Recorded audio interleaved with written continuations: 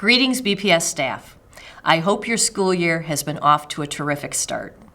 I am Jan Wright, the chair of the Batavia Foundation for Educational Excellence. Our goal is to provide grant opportunities for teachers, administrators, and other community members who want to bring innovation to the education of Batavia students. I'm taking this time to explain our grant process and introduce you to a new aspect of our application. As I mentioned, anyone, teachers, administrators, community members, can apply for a grant. All you need is an innovative idea that will enhance the opportunities and experiences of Batavia students. We really focus on unique, innovative ideas that have not been tried before in the district. Our hope is that by allowing these ideas to flourish, the successful projects will be adopted by the district to be used in other classrooms or schools. At this point, you may be wondering, how do I know what might be considered innovative? Well, we partnered with Brad Newkirk to develop a list of target areas that research shows are current trends in education. We have provided a link to this document, but here are the target areas. We've organized them into 4 categories of technology, thinking strategies, authentic learning, and engagement strategies. When you have time to look at the document, you will see a brief explanation of each strategy and an example of a grant that was previously funded. Our hope is that if you would like more information about that strategy and that grant to spark your own ideas, you can contact that grant recipient. Our intent is not for you to replicate the grant for your classroom.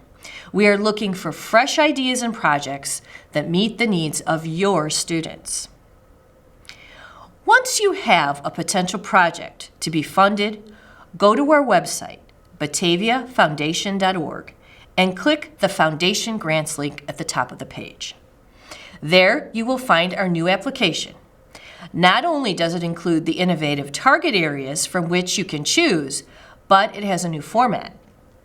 The previous format was not user-friendly, and we hope that this format will be an improvement.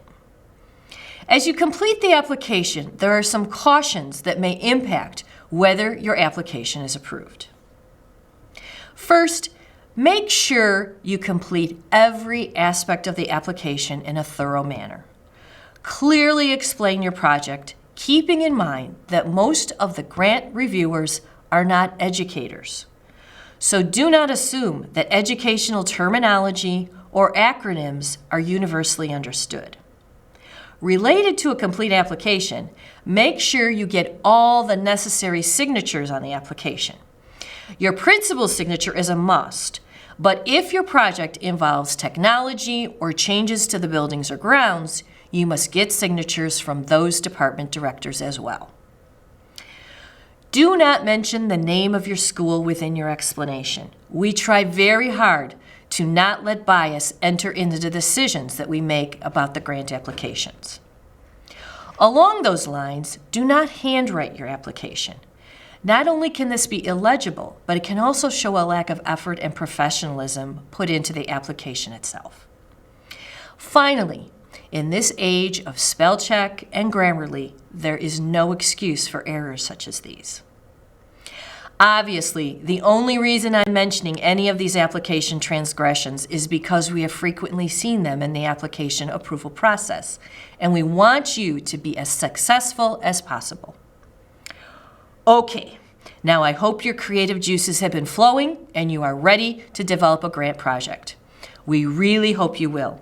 And if you need support, please contact Brad Newkirk. Not only can he provide you with information about previously funded projects, but he can review your application before it's submitted to give you advice. I too would like to offer my support. You can contact me at janwright2017@gmail.com. Applications must be submitted to the district office by February 7th, 2020 at 4 p.m. I hope this information has inspired you to submit a grant application. Thank you for taking the time to watch.